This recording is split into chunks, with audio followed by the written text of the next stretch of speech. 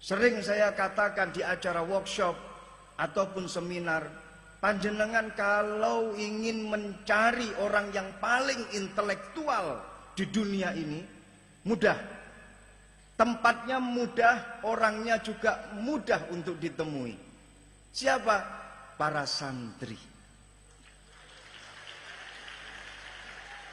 Loh, mereka ketika awal mendengar kok bisa santri itu disebut sebagai orang yang intelektual, karena santri itu sudah menepati syarat-syarat intelektual. Wa min syurutil intelektual salasah. Syarat untuk bisa dikatakan sebagai orang yang intelektual itu ada 3. Ini menurut seorang ulama yang namanya adalah Jacques West dari Prancis. Dia mengatakan begini, intellectual person who engage in critical thinking, research and reflection about society. Gus Maulana paham betul? Paham ya? Kula maknani, intellectual person utawi wong kang den arani wong kang pinter. Iku hu wong mausul alladzi engage kang manjing sapa hu in critical thinking, ing dalem pemikiran kang kritis, reflection, taukid niki napa namine niki sebenarnya atof tapi wawune dibuat. Jadi wawu atof niki mahdzuf. Research and penelitian utawa penemuan utawa pengalaman and reflection about society. Lan mikir-mikir ing dalem sekabehane perkorone umat. 3 syarat ini sudah masuk di dalam santri. 1, santri harus memiliki pemikiran yang kritis. Santri itu Masya Allah, makhluknya Allah yang paling kritis itu adalah santri.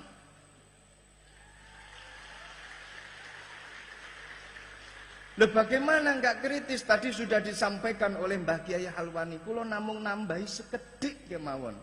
Sejatosipun Mau'idatul Hasanah Al-Uzma itu sudah disampaikan oleh Mbah Kiai Halwani. Kulo namung nambahi sithik mawon. Dados panganan sing paling utama niku sampun panjenengan dahar. Panganan ingkang sampun kaaturaken dening panjenenganipun Mbah Kiai Halwani. Lah kula niki namung tandukane mawon. Biasane niku wong lek mangan tanduk iku luwih titik daripada mangan sing utama. Lek teng Purworejo pripun? Nek ngoten to nggih.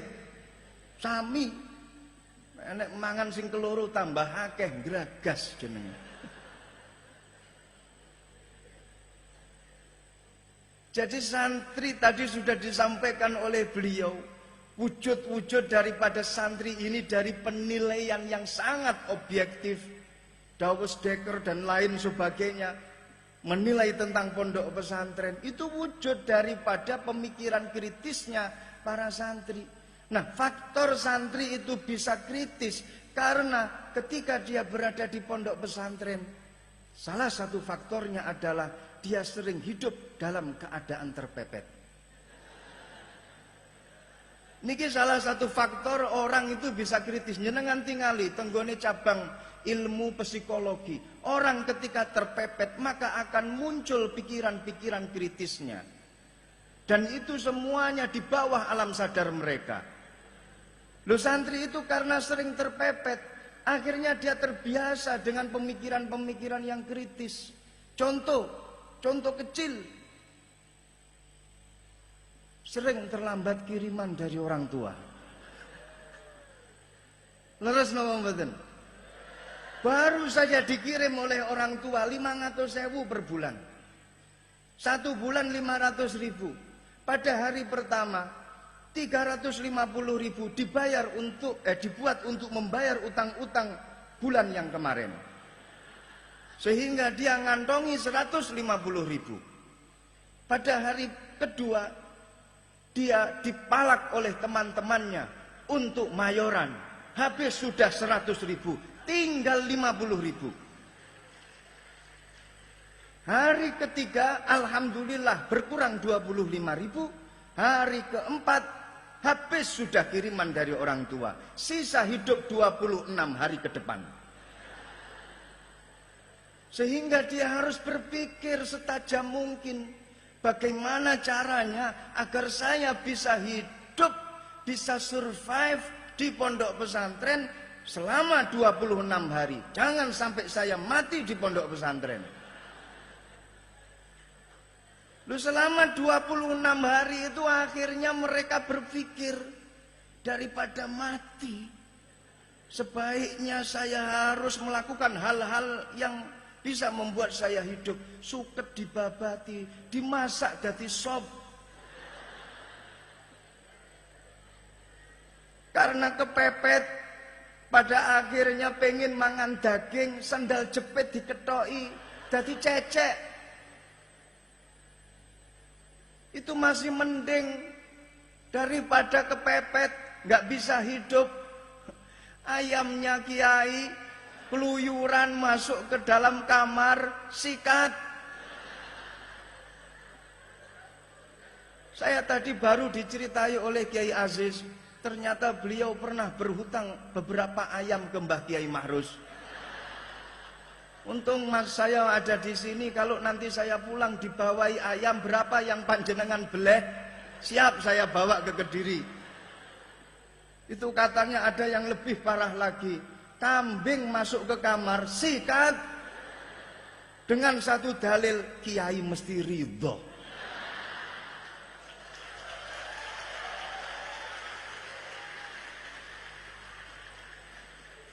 Loh, ini pemikiran kritis ini muncul di sini. Bukan permasalahan ayam itu kecil, bukan permasalahan kambing itu kecil. Malah terbiasa kalau waktunya pohon mangga berbuah, gayanya disenggol dul. Jatuh, akhirnya jadi lukotoh. Bukan masalah mangganya, tapi bagaimana dia bisa berelah, bisa merubah hukum syarikoh menjadi lukotoh. Ini kalau nggak benar-benar ulama nggak mungkin gitu loh. Subhanallah. Ya Allah. Saya dulu pernah berusaha untuk ya sedikit-sedikit lah beramal untuk mencari nafkah, menghidupi istri dan juga anak-anak dengan membuat 3 kolam lele. Alhamdulillah kolam lele saya banyak. Biasanya pada bulan ke-6 sudah panen. Saya tanya kepada teman-teman sing saya pasrai untuk ngingu ikan lele. Ayo waktu ini panen. Dijawab masih kecil-kecil Gus. Masa udah 6 bulan saya cilik wae? Enggak. Saya diambilkan contohnya sampling lele-lele itu. Iya masih kecil. Kemudian 1 tahun berikutnya, ayo sudah 6 bulan. Dulu yang 6 bulan yang lalu kecil, pasti sekarang sudah besar. Terus saya kecil. Masa iya samplingnya mana? Diambil masih kecil. Ternyata yang besar-besar sudah habis duluan. Masya Allah. Suatu ketika itu pernah di pondok pesantren saya itu ada SMK. Jurusan komputer multimedia. Niku nate para rawuh, para kiai, Masya Allah, kula tak curhat nggih, nelongso kula sedaya. Tapi nggih pripun malih, saya tak curhat saja, bukan mau idhatul hasanah. Ini adalah tempat curhat saya.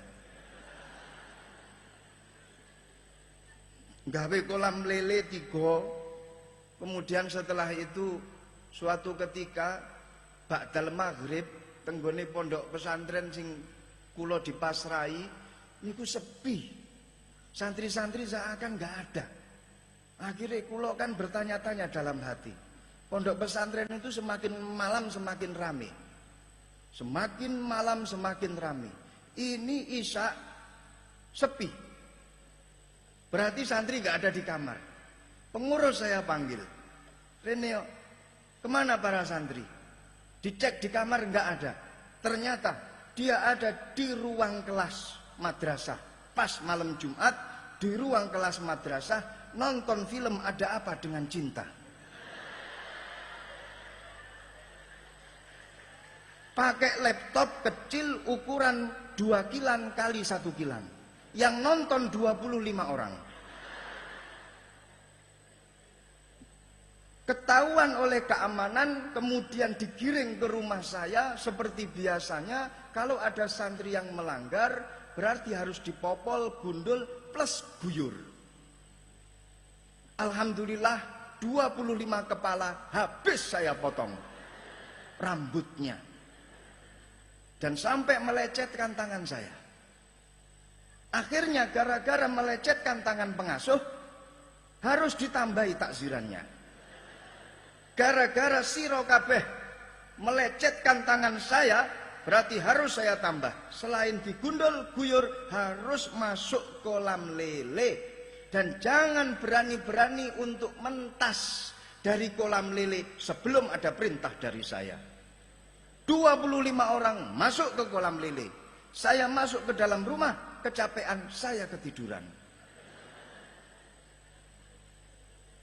Dibangunkan sama istri saya, "Bah, jenengan wau nembe nyemplung neo anak-anak wong tenggone kolam lele, belum jenengan entas." Masya Allah, saya kaget. Begitu saya masuk, begitu saya keluar dari rumah, niki konco-konco santri podo rame kabeh, tapi saya tidak terpikir sama sekali. Akhirnya mereka saya suruh untuk keluar dari kolam. Cukup, cukup, keluar, cukup. Sekarang bagian minuman saya datang.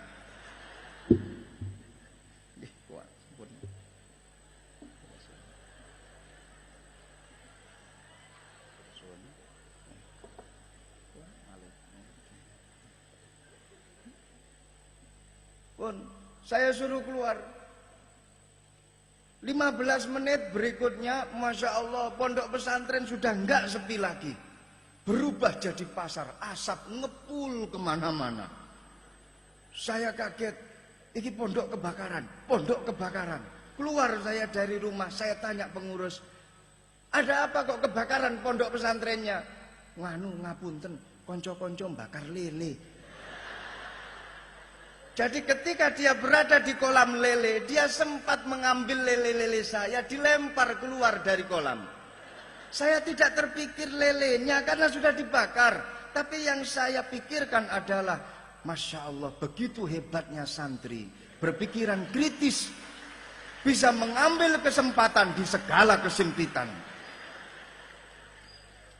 Lho niki lho, makanya para santri keluar dari pondok pesantren, segala permasalahan masyarakat, insya Allah santri siap untuk menjadi pengayom-pengayom dan mencarikan segala solusi untuk masyarakat.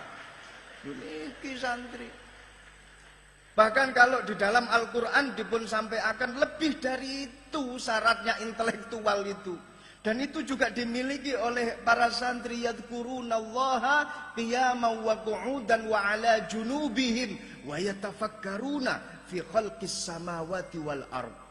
Lek tenggone syarate intelektual niku lek di bahasa Arabno tidak jauh beda dengan ulil albab.